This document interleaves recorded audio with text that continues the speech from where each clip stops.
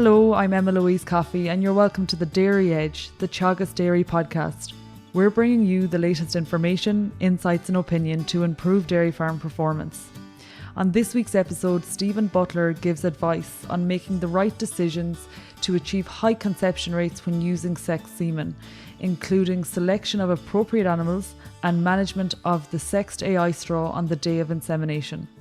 Yeah, so it's hard to get exact numbers on this because they're not published by AI companies, or it's not recorded satisfactorily that we'd get very accurate numbers. But certainly from talking to farmers, talking to discussion groups, interest in the topic, there's been a marked upswing in interest and usage in the last 2 to 3 years. Exact numbers on that, I don't know, but certainly farmer confidence and enthusiasm in the use of the product has increased a lot in the last 2 to 3 years. And it's an interesting one, Stephen, in that, a lot of farmers, as you say, are using it 2 to 3 years now, initially dipping their toe in the water, maybe trying it on 5 or 10% of the herd, and that tends to be on the rise. In terms then of something that comes up in a lot of conversation when we think about sex semen is the availability of bulls and the team of bulls that are available for sexed semen, and the limitation in the fact that it's not the top bulls that are available. Can you explain why exactly we're seeing this?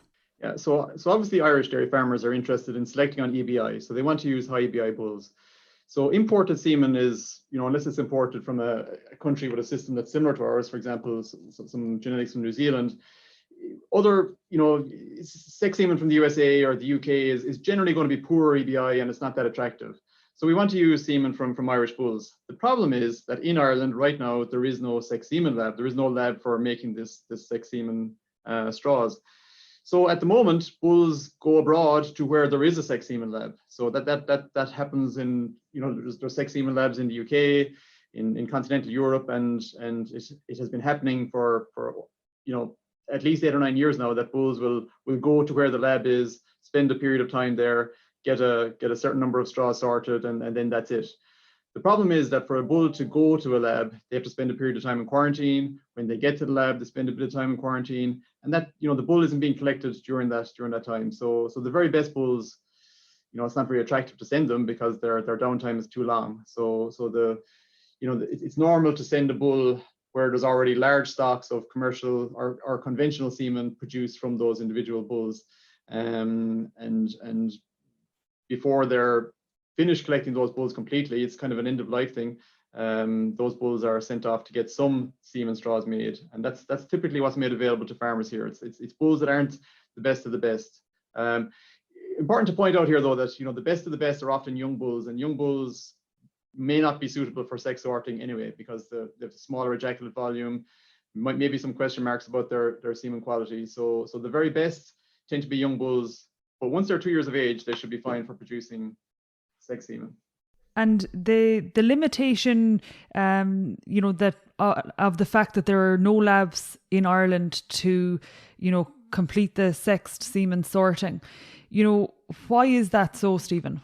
Well, I mean, we sometimes in Ireland think that we're a big dairy nation, but in reality, we're small. This is a small country, and our genetics are of limited interest to other locations. They're of interest here in Ireland and other nations that are intensively focused on grassland systems. But in the bigger scheme of things, Ireland's a relatively small country. So to have a lab here, there needs to be, and there needs to be a lot of interest from the dairy farmer side that they're going to engage with this technology and use it, that they're going to be able to use this technology to generate their replacements.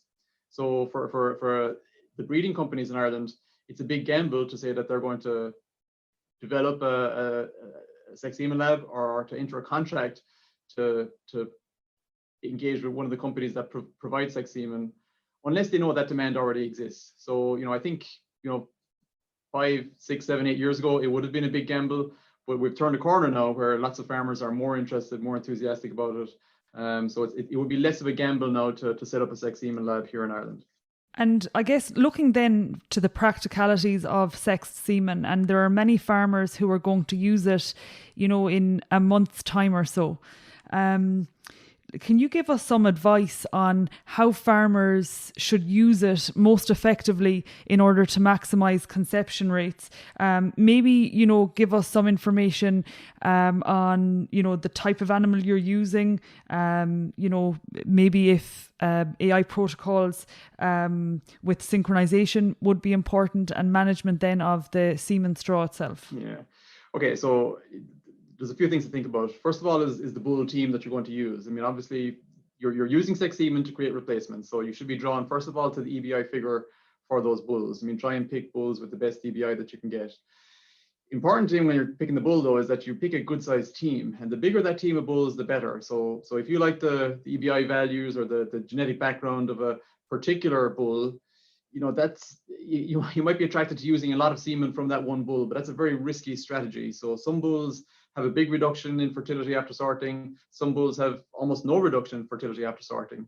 The problem is you don't know what you're going to get until after you've used it. So the risk control strategy here is to use a big team of bulls and use a small amount of semen from multiple bulls. So if even if you're following breeding advice for using conventional semen, most herds are advised to use 7 or 10 or 14. It depends on how many dams you have in the herd. But the same advice would hold true for sex semen. You should be using large teams of bulls. So that's a really important thing to get right. And then it's which animals are you going to use it on? So the most popular choice, or at least the most economical choice, would be to try and use it on the heifers. They're going to have the best pregnancy rates. They're also going to be the highest EBI animals in the herd. So if you can use it on all the heifers, that's where you're going to get the best bang for your buck. Obviously, those heifers need to be, well grown, pubertal, cycling, and they've been managed up until this point to give them a good chance of going in calf. That's not going to give you enough pregnancies to meet all of your replacement heifer requirements. So you will need to use it on some cows. So which cows do you pick? So pick the best fertility cows, usually the younger cows in the herd. They're also going to be the best EBI cows in the herd. They need to have passed some minimum number of days since calving. So at a minimum, we'd suggest that they should be at least 50 days in milk on the day of AI. Good body condition score, cycling regularly, didn't have any problems after calving. So all those cows that had issues, whether it's retained placenta or a bit of milk fever or digestive problems, metabolic disorders, mastitis, those are all going to have carryover effects on the likelihood of that cow going in calf. So in that, knowing that, you shouldn't spend a lot of money on expensive sex semen, and those cows should get conventional semen and target your sex semen at the most fertile cows in the herd. So that's picking the animals.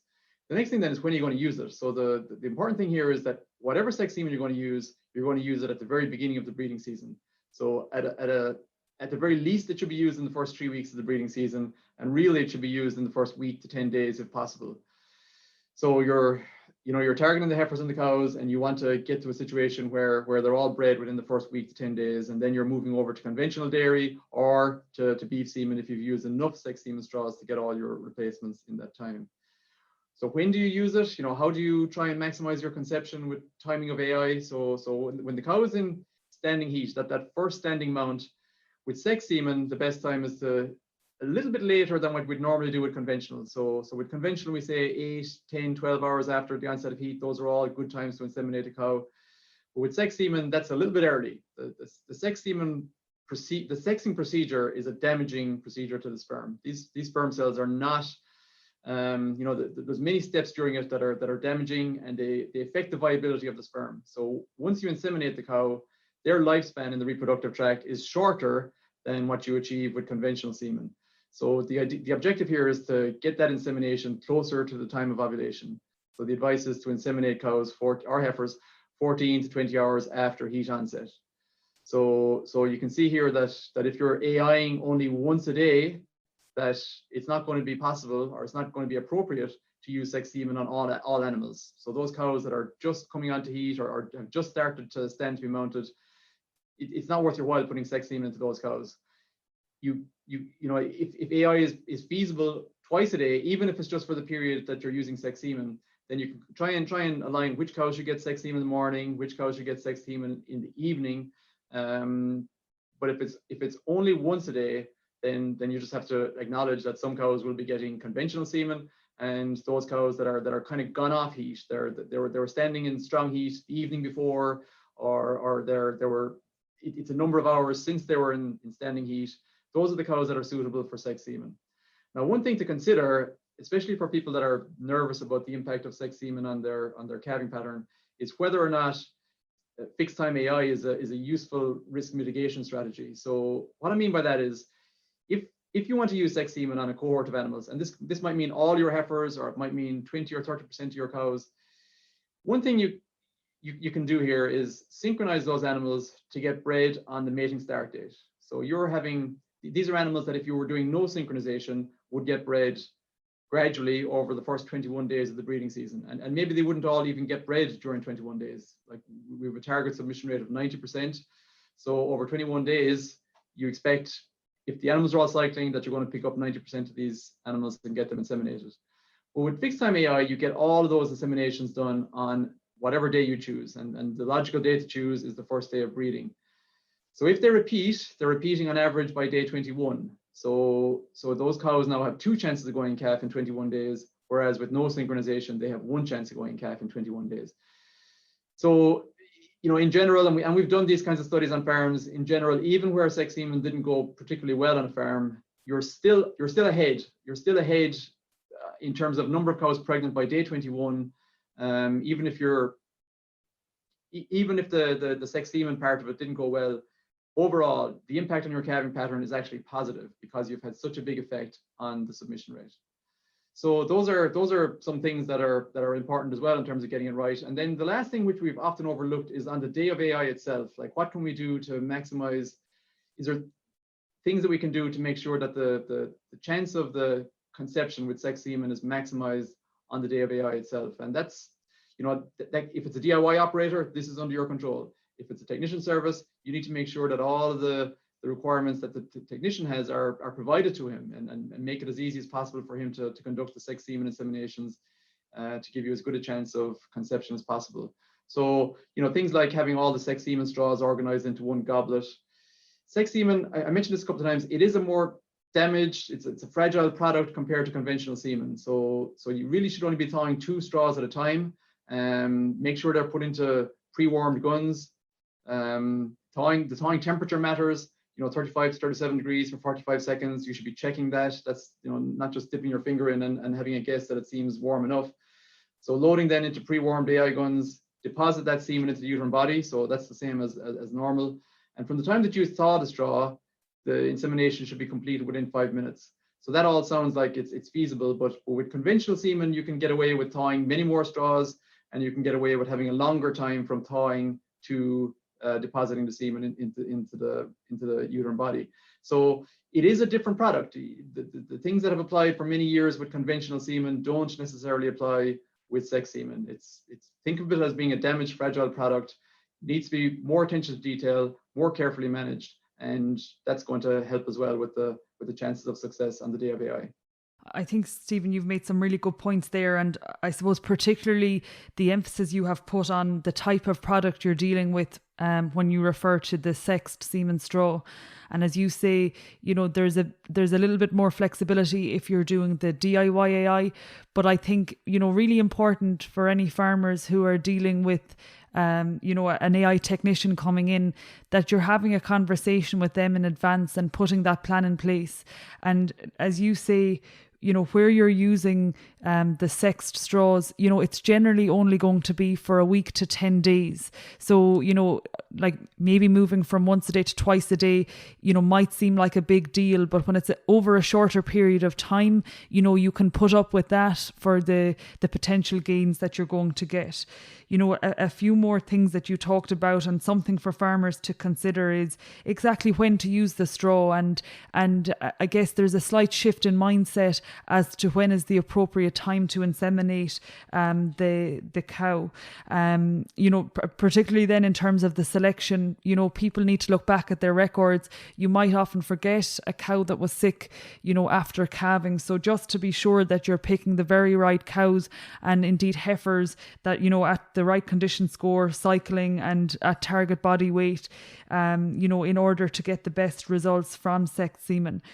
Something that you mentioned was as conception rates, and just, I suppose, if you could put a figure on it, where would you expect conception rates to be with sex semen based on what you've seen in the past year or two on, you know, the commercial standard farms that we know, and also then within research settings? So most of the research projects we've done have been on commercial farms. So, you know, and that's the only place where we have really accurate data, because we followed it all up with pregnancy diagnosis. So on average, across all those farms and all those different studies, with the Sex Ultra 4M product, conventional semen was given us conception rates of about 60%. This is all in cows, and the sex semen was back to roughly 50%. So that's your current figure. It's a drop of about 10% on average. But the average is hiding a stark reality here, that there's still huge variation between herds. So you have some herds where the sex semen is essentially identical to conventional semen, whether that's animals being inseminated after observed heats or animals being inseminated after synchronization and setting them up for fixed time AI. So, you know, I think like there's important things to get right here to give you a chance of getting close to conventional in terms of picking the animals, using a good team of bulls, AI at the appropriate time, and then all of those straw handling procedures on the day of AI. And again, like you mentioned, if it is a technician service, just make it easier for the technician to do all those things. Sit down in advance, have the conversation. We're going to try and do it this way. We're going to help with this and that, and you know, make sure that the technician doesn't have to walk 3 minutes from where the van is to where the crush is. I mean, that's just unnecessary. You know, there has to be some procedures put in place to make sure that the farm infrastructure, the farm layout, the yard layout is going to allow that technician to minimize his walking around time and just try and get that semen into the cow as quickly as possible after thawing. So those are, you know, we've lots of examples of herds that are able to, by following all the rules, able to get conception rates with sex semen that are close to what they're getting with conventional semen. So Moore Park Farm last year, for example, about 100 cows got sex semen, about 200 got conventional. The conception rates with conventional were 63%. The conception rates with sex were just about 60%, right? So you're close to, you're almost at parity there, albeit you're picking younger, more fertile cows that are calved longer for the sex semen. And right now you just have to swallow that up. I mean, that's, you want to get good conception rates with sex semen, so you have to identify the most fertile cows for it. But you know, your gain here is that you're going to spend your total spend on sex semen is going to be less, because you're targeting the more fertile animals. You're getting a better pregnancy rate by doing that. So that's, you know, what's the average figure is very misleading, I guess. So we've lots of examples of herds that are able to get parity, basically the same, more or less equal conception rates with sex semen and conventional, but there's a lot of attention to detail involved in being able to achieve that. And look, I totally get your point, Stephen. And with an average, you know, there's a huge variation around that average. I guess finally, Stephen, then, if we take a step back and think about this technology, and, you know, there's a lot of technology tried and tested, you know, some that can be of massive use to the dairy industry and some not so much. If you consider the technology, like, what sort of a role can sex semen potentially play for, you know, if we take it away from farm level and look at the industry, like, where do you see sex semen and what it has to offer us? All around the world, the main role for sex semen is in dairy herds. I mean, it's potentially applicable to beef herds too, but it's mostly applied in dairy herds. And, you know, if you look back historically in Ireland over the last 10, 15, 20 years, and even before that, with our current practices with conventional semen, and most farms would plan on using conventional semen for somewhere around about the first 6 weeks of the breeding season, and then maybe they'll switch to beef semen, or they'll switch to natural service, which increasingly is beef natural service bulls after that. But if you just look at the bigger picture of what that's producing on a farm, it's roughly 30% of the calf crop is female dairy calves, 30% of the calf crop is male dairy calves, and the remaining 40% is beef calves.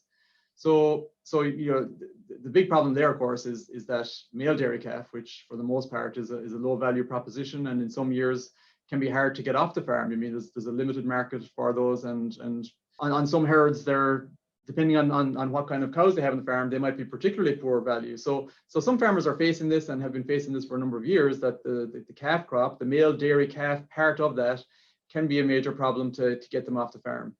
So if we changed our breeding strategy and started to rely on sex semen, and this will take a number of years to get to this situation, but if we're able to target the sex semen inseminations at the heifers, and we target some of the cows that we think are going to give us the best likelihood of pregnancy, and then everything else, whether it's the cows that aren't getting sex semen, they're for whatever reason, their EBI, their predicted fertility, they're not getting sex semen, so they're going to get a beef straw instead. And then any animals that repeat, whether it's heifers or cows, they're going to get beef AI as well. And gradually at the end of the breeding season, there's beef mop-up bulls to carry out the end of the breeding season. But in that circumstance, if you can work out the correct number of sex semen straws to use, you could still have your 30% of the calf crop being female dairy calves. But now you're reducing that male dairy calf part to only 3%, and the beef cross calf part will be up to 2/3 of them, 67%. So that has a big effect for the farmer, because obviously all your heifers are going to be born early, which is from a management and rearing perspective, or even getting them out to a contract rearer perspective is very attractive. I mean, that by a certain date, all of your heifer calves will be born. And then also from the marketability of the remaining part of the calf crop, that it's mostly beef, and those could be much easier to market and get them off the farm as soon as they're eligible. So there's a market for those calves, and I think you can see that this year. The price differential is between a male dairy calf and a beef cross calf is it's well over €100, pushing on €150. So that's a big difference, and it's going to have a implication for the image of Irish dairy farming. So if we can, the male dairy calf is a welfare concern. By minimizing the number of those, we can move away from that welfare concern towards a viable and vibrant beef component coming from the dairy industry. And a massive knock-on effect on the beef industry in terms of the starting product that they're dealing with, and it's a much more, I guess, efficient animal to finish from their perspective also. I think this has been a really interesting conversation, Stephen, and I think from a practical perspective, you've given us a lot of advice in terms of, for anyone who is, selecting semen straws, exactly what cows and heifers that we should be targeting to use it on, particularly looking at our high EBI animals, calved 50 days or greater, cycling, no metabolic issues, good body condition score. I think that the broader conversation that you've summed up at the end is really important too. And as you say, this isn't going to happen overnight. This is a long-term project, but this technology has potential to offer huge opportunity for I suppose the whole Irish dairy industry as well as the beef. Thank you, Stephen. Thank you. That's it for this week's episode of the Dairy Edge podcast, and my thanks to Stephen Butler for joining me on this week's show. Don't forget to rate, review and subscribe to the podcast. You can listen on Apple and Google Podcasts as well as Spotify. And for more information, go to the Teagasc website at teagasc.ie. I'm Emma-Louise Coffey, and join me next time for your Dairy Edge.